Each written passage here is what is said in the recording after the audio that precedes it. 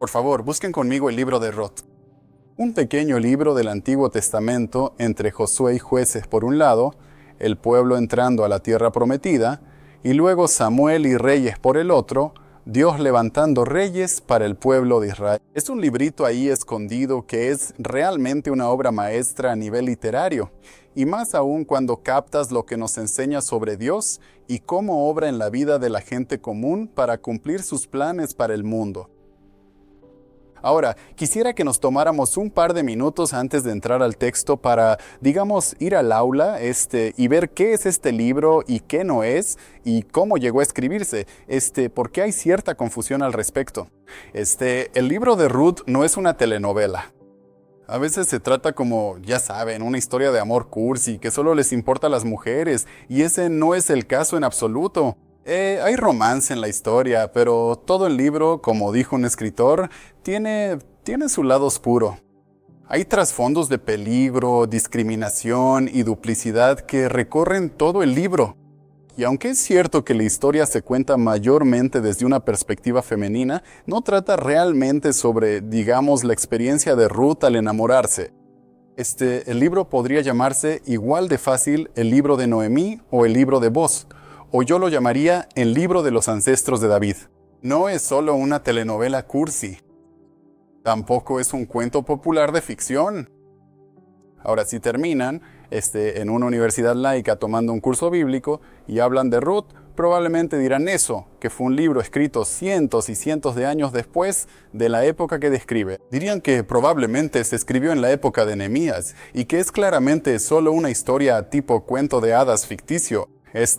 Dirían que se nota por el tono del libro que no pretende tratar sobre cosas reales que sucedieron. Son como personajes inventados. Los personajes tienen nombres que probablemente son inventados, como los hijos de Noemí. Sus nombres significan enfermedad y destrucción, y luego mueren. Y entonces dirían, oh, son solo nombres inventados. Y dirían que, ya saben, hay términos tardíos, el lenguaje del libro tiene señales de que fue escrito en la época de Nehemías y no antes. Y hay algo de verdad en eso. La historia se volvió a contar una y otra vez y parte del lenguaje se actualizó en el camino, así que hay lo que se llama arameísmos, lenguaje tardío.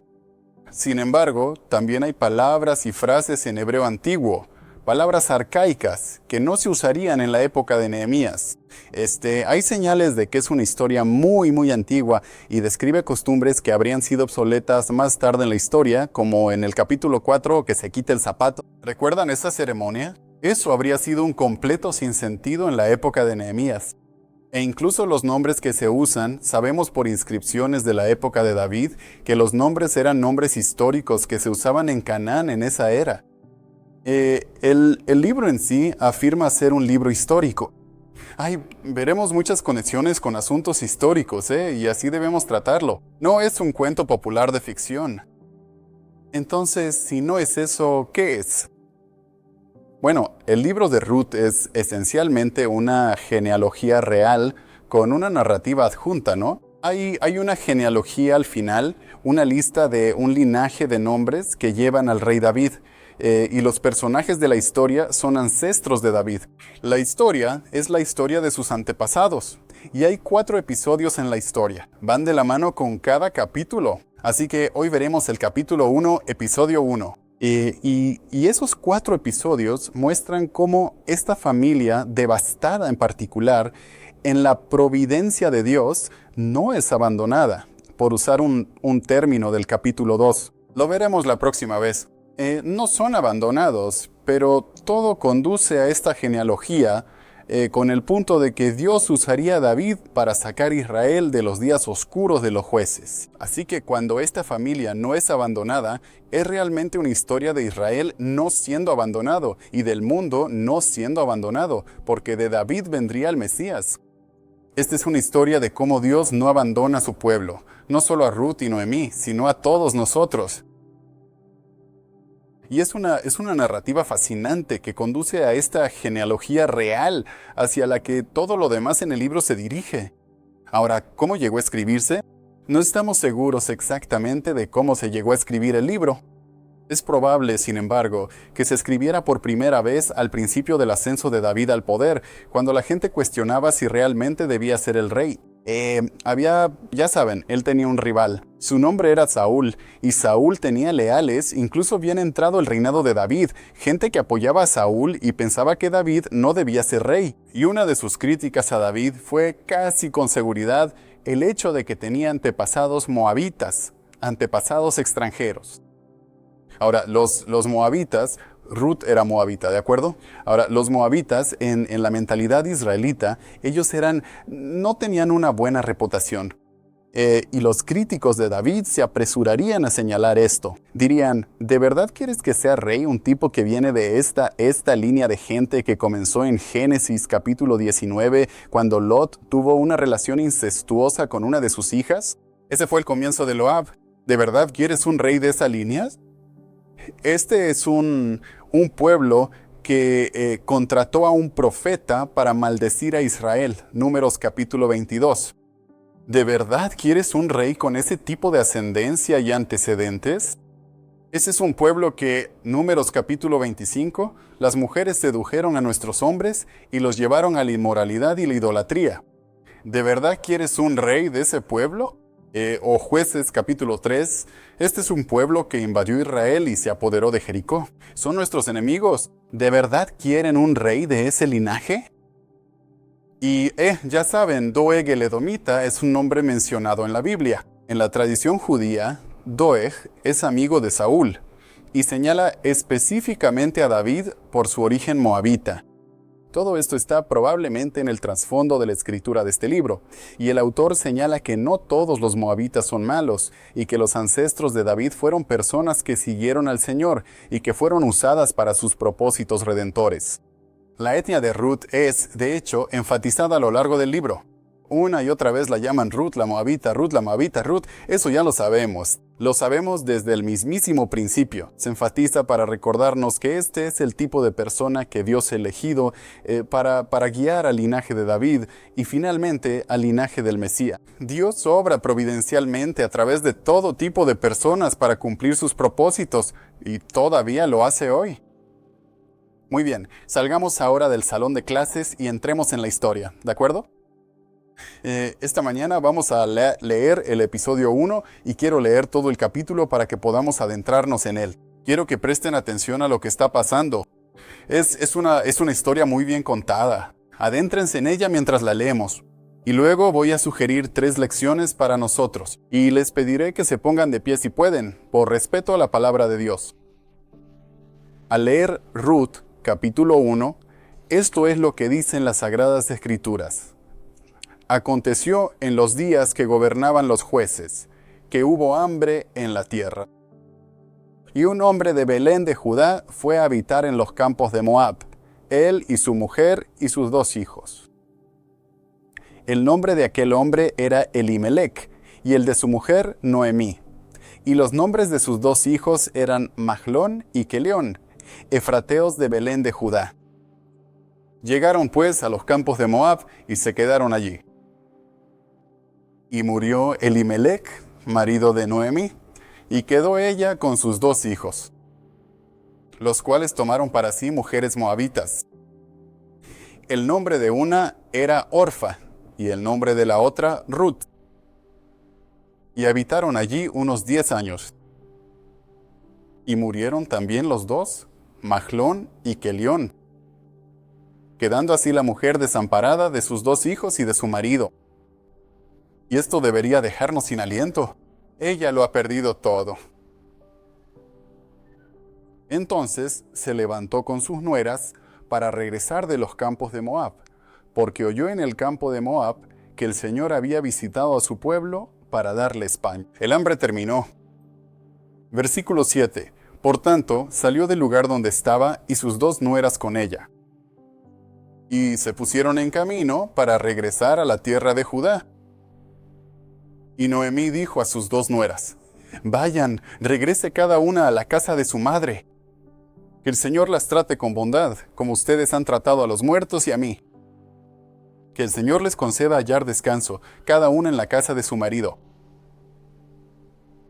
Entonces las besó y ellas alzaron su voz y lloraron. Y le dijeron, ciertamente volveremos contigo a tu pueblo. Pero Noemí dijo, vuelvan, hijas mías, ¿por qué vendrían conmigo? ¿Acaso tengo más hijos en mi vientre para que sean sus maridos? Vuelvan, hijas mías, váyanse pues, soy muy vieja para tener marido. Aunque dijera que tengo esperanza, y tuviera marido esta noche, y diera a luz hijos, ¿los esperarían hasta que crecieran? ¿Se quedarían sin casar por ellos? No, hijas mías, pues me duele mucho por ustedes que la mano del Señor se haya alzado contra mí. Entonces alzaron su voz y volvieron a llorar, y Orfa, la primera nuera, besó a su suegra, pero Ruth se quedó con ella. Y ella, Noemí, dijo, mira, tu cuñada ha vuelto a su pueblo y a sus dioses. Regresa tú tras tu cuñada. Pero Ruth dijo, no me ruegues que te deje, o que me aparte de ti, porque a donde quiera que tú vayas, iré yo, y donde quiera que vivas, viviré. Tu pueblo será mi pueblo, y tu Dios, mi Dios. Donde tú mueras, moriré yo, y allí seré sepultada. Así me haga el Señor, y aún más, si algo que no sea la muerte nos separa a ti y a mí. Cuando Noemí vio que estaba decidida a ir con ella, dejó de hablarle. Caminaron las dos hasta que llegaron a Belén. Y aconteció que, al llegar a Belén, toda la ciudad se conmovió por causa de ellas. Y las mujeres decían, ¿es esta Noemí? Pero ella les dijo, no me llamen Noemí, llámenme Mara, porque el Todopoderoso me ha tratado con mucha amargura. Me fui llena, y el Señor me ha traído de vuelta vacía. ¿Por qué me llaman Noemí, si el Señor ha testificado contra mí, y el Todopoderoso me ha afligido? Así volvió Noemí, y con ella su nuera Ruth la Moabita, la cual volvió de los campos de Moab. Y llegaron a Belén al comienzo de la cosecha. Que Dios bendiga la lectura de su palabra. Puede sentarse. 3 lecciones para nosotros esta mañana. La primera es que la gente común tiene un lugar en el plan de Dios. La gente común tiene un lugar en el plan de Dios. La historia comienza con gente común en un lugar común. Aconteció en los días en que gobernaban los jueces que hubo hambre en la tierra, un problema común, falta de comida. Y ese problema llevó a esta familia en particular a irse, curiosamente, a otro país. El versículo 2 dice que el hombre se llamaba Elimelec, su esposa Noemí, y sus 2 hijos se llamaban Malón y Kelión. Eran efrateos, ese es su clan, de Belén, su aldea, en Judá, que es su tribu. Y se fueron a la tierra de Moab y se quedaron allí. Y amigos, este comienzo es muy diferente a los libros de la Biblia que precedieron al libro de Ruth. Josué y Jueces tratan sobre conquistas nacionales, grandes batallas, líderes poderosos, conflictos regionales, cosas grandes. Este libro inicia con una historia particular, gente, común. No líderes, ni guerreros, ni generales, ni batallas, sino gente normal. Y por esto la gente dice, oh, esto es un cuento de hadas, pero no lo es. Hay varios indicios de que estamos en el ámbito de la historia. Esta gente común tiene una parte en el plan de Dios para la historia. Primero dice que esto sucede en los días en que gobernaban los jueces. Este es un periodo histórico, los días en que gobernaban los jueces. Ahora, repasemos la historia de Israel otra vez. La Biblia comienza con Dios creando el mundo. La gente peca contra Dios y se separa de Dios. La gente vive en el pecado y la corrupción. Dios presiona el botón de reinicio. Él envía un diluvio. Pero incluso tras el diluvio, la gente sigue viviendo en pecado y corrupción. Construyen una torre, recuerden, para desafiar a Dios. ¿Y cómo responde Dios? Él los divide en diferentes naciones y grupos lingüísticos. Y justo después, en Génesis 11 y 12, elige un nombre específico y dice que lo usará para bendecir a todas esas naciones y grupos lingüísticos. Él va a restaurar la relación. Él traerá redención a través de este hombre y de su familia. El nombre de ese hombre empieza con A, el padre de Israel fue Abraham. Sí, y él le prometió varias cosas a Abraham. Prometió que le daría a Abraham descendencia, que les daría tierra y que le daría una línea de reyes que vendría de él. Y al seguir por la Biblia, vemos que esas cosas se cumplen. Él, su familia, se vuelve una gran nación, muchos descendientes. La promesa de descendencia se cumple. Y luego, Dios los saca de Egipto y les da la tierra. La promesa de la tierra se cumple. Se les entrega la tierra prometida. Pero aún no ven cumplida esa promesa de tener reyes. Viven en la tierra prometida, pero sin un buen liderazgo. Y esta es la época en que gobernaban los jueces. Son los días de los jueces, cuando hay corrupción, mundanalidad, decadencia social, violencia y maltrato a las mujeres. Solo lean el libro de Jueces. Pasan todo tipo de cosas malas porque dice que cada uno hace lo que bien le parece y no hay rey en la tierra. Bueno, es en ese periodo exacto que Dios levanta a esta familia y la historia nos llevará al nacimiento de un rey. David desciende de esta familia. Así que hay una conexión histórica desde el principio, en los días de los jueces. Otra conexión histórica es la gran cantidad de nombres propios aquí en estos primeros versículos. El capítulo 1 enumera 10 nombres propios, incluyendo los lugares, lo que nos remite a la genealogía al final del libro, donde hay exactamente 10 nombres. Toda esta historia nos conduce a la llegada de David. Otra conexión histórica es que se mencionan lugares reales. La tierra de Moab está al sureste del Mar Muerto. El otro lugar mencionado es Belén, que es una aldea al oeste del Mar Muerto. Está a solo 8 kilómetros al sur de Jerusalén. Y Belén es en realidad una aldea desconocida. Aquí debe identificarse como Belén de Judá, porque había otros Belénes con los que la gente estaba más familiarizada. Tuvieron que decir específicamente que es el Belén de Judá del que nadie ha oído hablar. Y la razón por la que conocemos Belén es porque David era de allí, y el Mesías, Jesús, era de allí. La Biblia, por eso es conocida Belén. De lo contrario, sería un lugar desconocido. Es como si les dijera que en la Edad Media hay un pueblo en el norte de Italia llamado Vinci y una familia que se fue de Vinci y luego regresó a Vinci y nació un hijo famoso que era de Vinci. Su nombre era Leonardo da Vinci. O sea, lo único por lo que conocemos Vinci es porque Leonardo era de allí. Belén es así en Lavinia. Es la ciudad de la vid. Lo único por lo que es conocida es porque David era de allí. Y el autor menciona Belén una y otra vez aquí, versículo 1, 2, 19, 22, para que nos quede claro que esta es una historia que nos llevará a David. De eso trata la historia, y comienza con gente común que tiene un lugar en el plan de Dios, y sus problemas los llevan a Moab, que es donde vemos nuestra segunda lección. Tienen penas que tienen importancia en la historia de Dios. Las penas amargas tienen importancia en la historia de Dios. La familia, mientras estaba en Moab, comenzó a desmoronarse muy rápidamente. El versículo 3 nos dice que Elimelech, el esposo de Noemí, murió y ella se quedó con sus 2 hijos.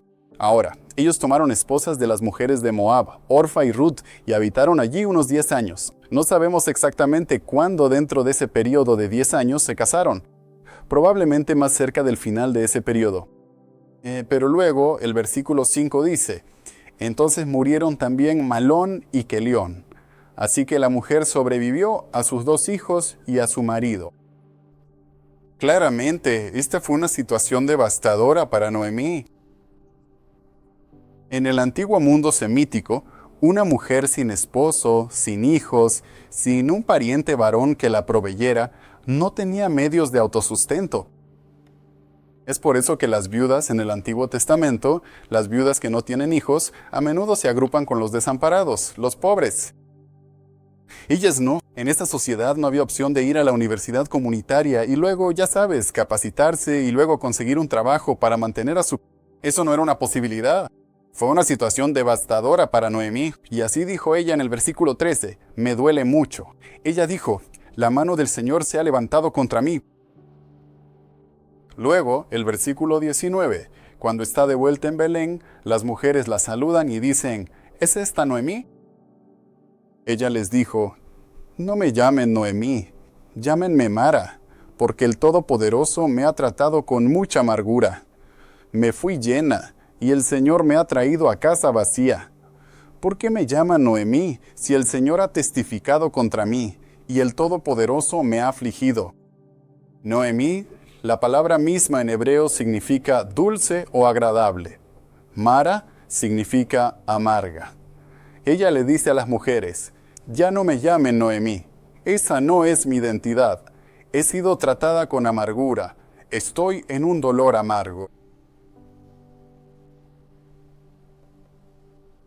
Me pregunto si hay alguien en esta sala que comparte ese sentimiento. Sé que muchas de ustedes son viudas. La viudez hoy no es lo mismo que la viudez de entonces, pero en muchos casos conlleva un dolor amargo. Hablé con una viuda esta semana que contaba que su esposo murió hace apenas unos años y se siente extremadamente sola.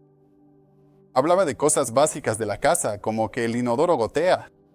Tiene que contratar a alguien para que venga a arreglarlo. Simplemente hay una tristeza que conlleva ser viuda. Y hay otras tristezas que experimentamos. Algunas de ellas son penas amargas. Es una providencia extraña que estemos en este pasaje, en esta fecha, Para mí, personalmente. No lo planeé de esta manera. Nuestra última serie se desvió un poco del programa, pero hoy se cumplen 4 años exactos del peor día de mi vida. Nuestra familia vivió una amarga tristeza que nos dejó sintiéndonos vacíos, para usar la palabra de Noemí. No voy a entrar en todo eso. La verdad es que es bastante difícil. Además, tiene un sabor muy amargo.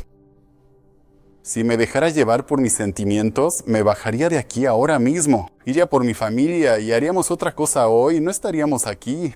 Pero este mensaje es demasiado importante para que lo perdamos. Necesitamos verlo. Necesito decirles esto. Las penas amargas tienen significado en la historia que Dios escribe, la historia de redención para el mundo y las historias que vivimos.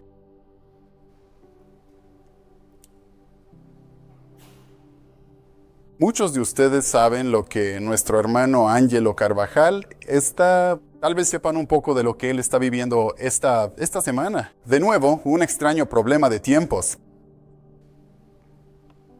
Aunque hace apenas unos días él fue puesto bajo custodia por asuntos relacionados con la inmigración. Estaba en Charlotte para una cita, pero ni siquiera era su cita. Hay mucha confusión sobre por qué fue detenido. Actualmente está en Georgia esperando una audiencia. Es un tiempo de amarga tristeza para él, para su esposa, Corey, y el bebé Lucas. Albert compartió un mensaje de Ángelo donde él daba las gracias. Gracias a Dios y gracias también a la iglesia por cuidar de Corey y Lucas. Él dijo, confío en Dios, espero en Él y descanso en Él. Habló de que hay un pastor en el centro donde está recluido que dirige un servicio de adoración cada noche. Y es una oportunidad para pasar tiempo en la palabra de Dios, tiempo adorando juntos. Y dijo que hay reclusos en el segundo piso que se asoman para ver qué pasa. Incluso en este tiempo de amarga tristeza, Dios está obrando. Dijo en su mensaje, puse todas mis cargas en el Señor. Dijo que Dios es un Dios de justicia.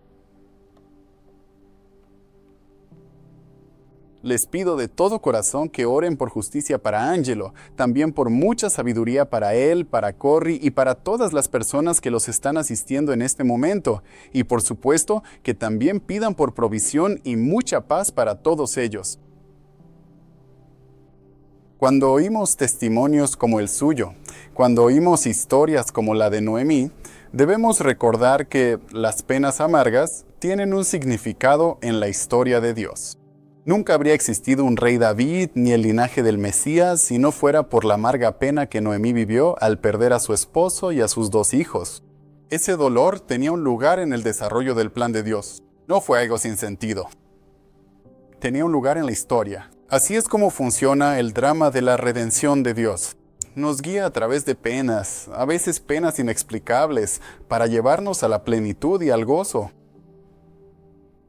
Es como un poco como una sinfonía. Tiene una sección en tono menor que luego se resuelve en un hermoso tono mayor. Y hay un significado y una belleza más profundos porque pasó primero por esa otra sección. La historia de Dios funciona así, y a veces puedes verlo con anticipación.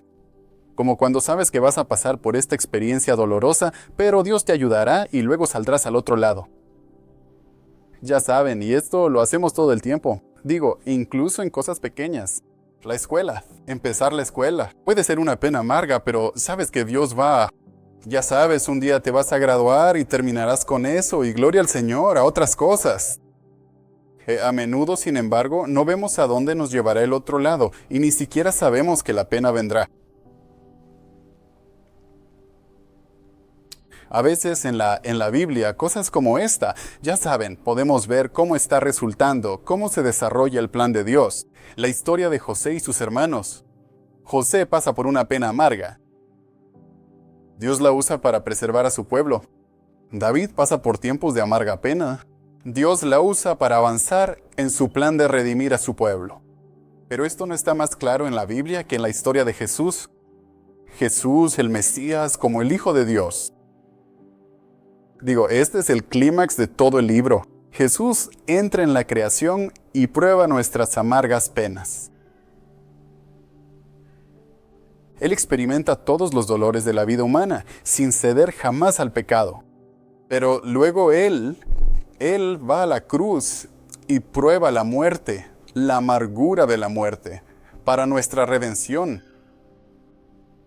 Su dolor tiene un significado supremo en esto. Tiene un significado expiatorio.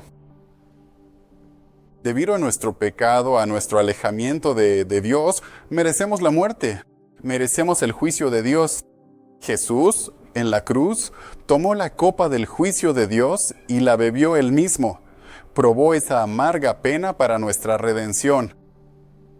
La buena noticia de la Biblia es que ahora, por la amarga pena de Jesús, cualquiera que lo siga, cualquiera que crea en Él, puede ser redimido. Amén. Puede ser restaurado a una relación correcta con Dios y tener vida eterna que comienza ahora y dura para siempre. Pero no sería posible sin ese amargo dolor. Sí, los amargos dolores tienen sentido en la historia de Dios. Y fue amargo. Él oró en el huerto la noche antes de morir. Señor, si es posible, que pase de mí esta copa.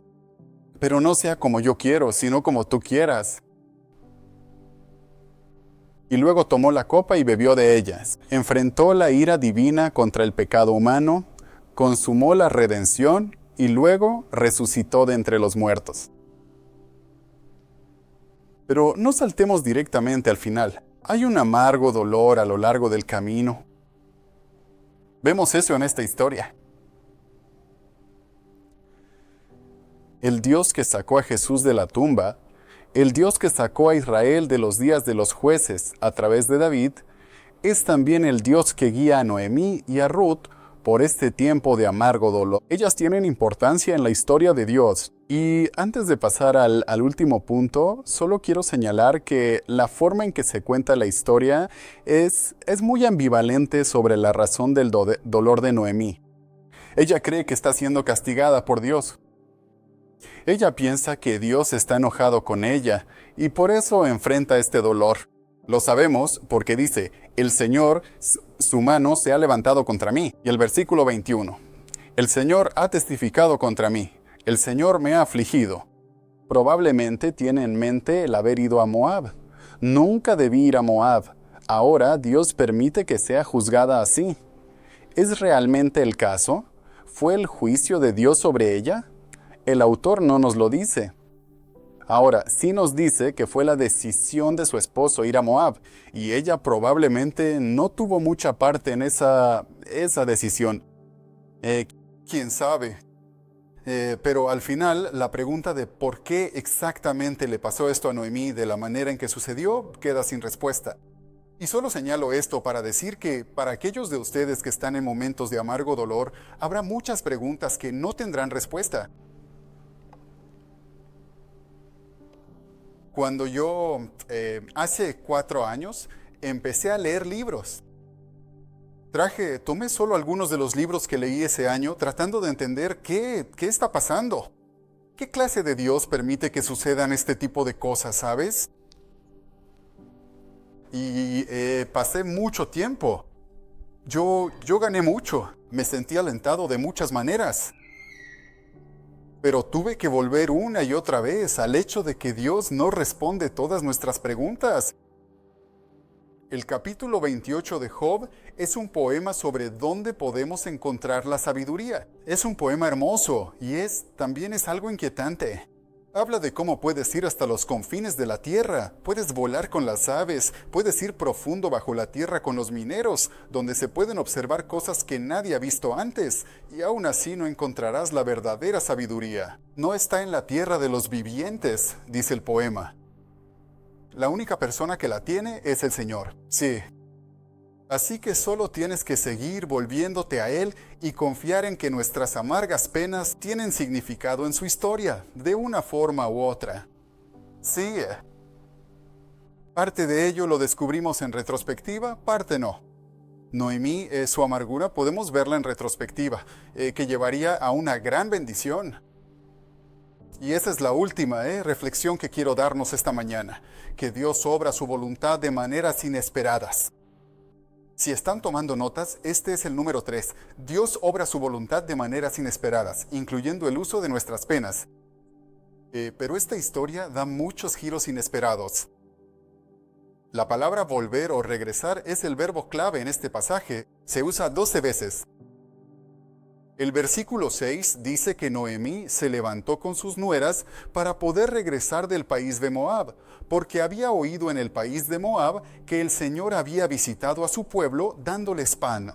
La hambruna terminó en casa, en Belén, así que ella decide regresar. Ella y sus nueras hacen las maletas y se ponen en camino. Y luego, en el versículo 8, les dijo a sus 2 nueras, vayan, vuelvan cada una a la casa de su madre, y que el Señor las trate con bondad, tal como ustedes han tratado a los muertos y a mí. Versículo 9, que el Señor les conceda hallar descanso, cada una en la casa de su marido. Y aquí, descanso tiene el sentido de una vida estable, con un nuevo esposo, una nueva familia. Ella ora eso por ellas. Versículo 8. En el nombre del Señor, que el Señor haga que esto suceda, que Él las trate con bondad o fidelidad a estas mujeres que habían sido tan buenas con ella y con sus hijos. Y luego hay un montón de besos, llantos y protestas. Ellas dijeron, versículo 10, ciertamente volveremos contigo a tu pueblo. Pero Noemí dijo de nuevo, regresen, hijas mías, ¿por qué habrán de ir conmigo? ¿Acaso hay todavía hijos en mi vientre que puedan ser sus esposos? Esto es una referencia a la práctica del matrimonio con el cuñado, el matrimonio levirato. Pueden leer sobre esto en Deuteronomio 25, donde si un hijo moría sin herederos, su esposa era tomada por el siguiente hermano disponible, y se casaban para que pudieran tener un heredero en nombre de ese primer hijo. Pero Noemí dijo, eso no nos va a funcionar, soy demasiado vieja, no van a tener otro hijo con quien casarse, simplemente regresen. ¿Y Orfa lo hace? Ella se despide de Noemí con un beso. Pero el versículo 14 dice, Ruth se aferró a Noemí. Ruth se aferró a ella, aunque Noemí intentó de nuevo disuadirla. Y no se critica en absoluto a Orfa. Orfa está tomando una decisión sensata, es sabia y responsable cuando se va y regresa. Pero Ruth hace algo realmente inesperado aquí y expresa sus sentimientos en un discurso realmente inesperado. Es como un poema. Versículo 16. Ruth dijo, no me ruegues que te deje, ni que me aparte de ti, porque a donde quiera que tú fueres, iré yo, y donde quiera que vivieres, viviré. Tu pueblo será mi pueblo, y tu Dios mi Dios. Donde tú mueras, moriré yo, y allí seré sepultada. Así me haga el Señor y aún me añada, si solo la muerte hace separación entre tú y yo.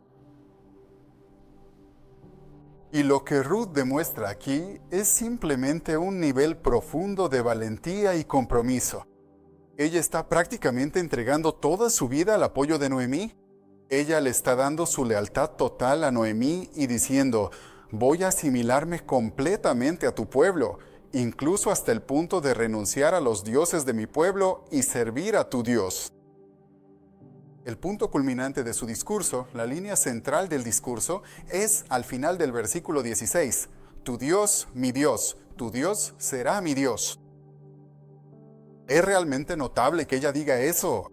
El grado en que ella realmente conoce al Señor es un misterio en este punto de la historia, pero veremos en las próximas semanas que su vida refleja una verdadera devoción al Señor y a sus caminos. No es solo una profesión vacía lo que ella hace.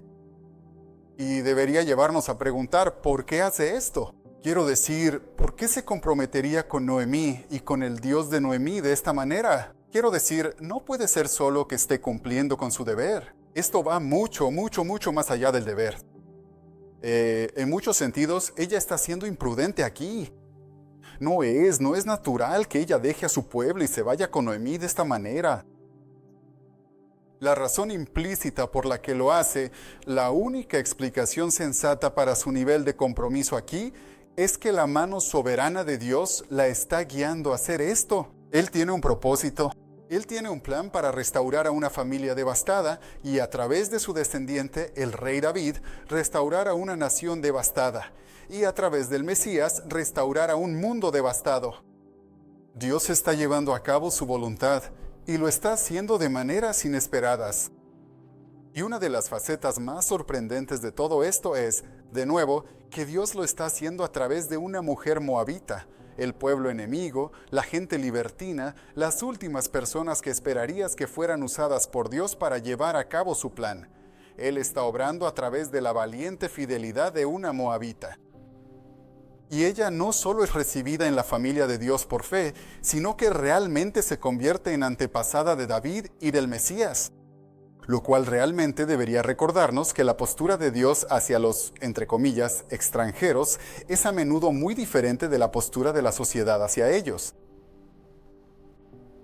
En la familia de Dios, todas las personas deben ser tratadas como inherentemente valiosas y todos los que entregan sus vidas a Él deben ser recibidos como hermanos y hermanas.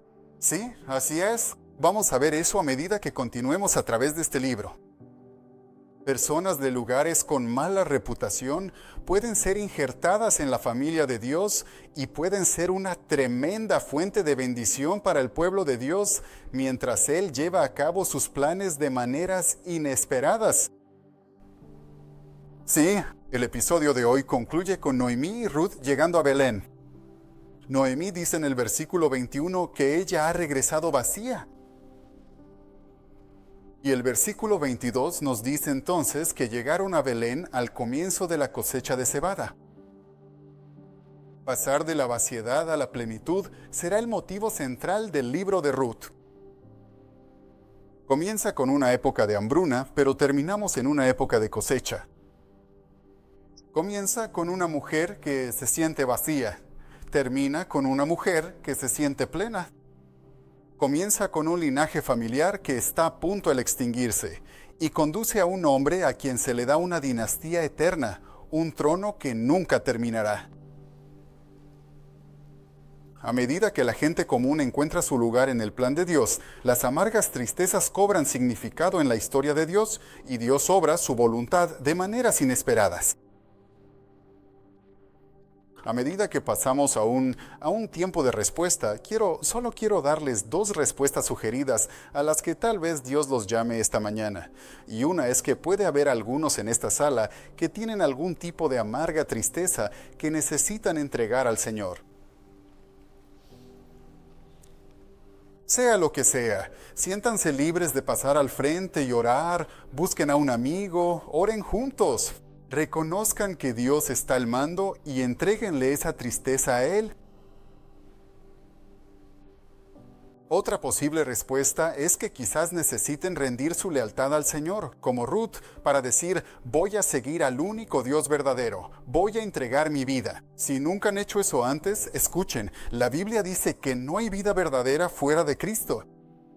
Él es quien ha pasado por los dolores más amargos de todos para que pudiéramos ser perdonados y redimidos. Y todo lo que tienes que hacer para ser parte de eso es responder al llamado de su Espíritu, poner tu confianza en Él, pedirle que te perdone y comenzar a seguirlo.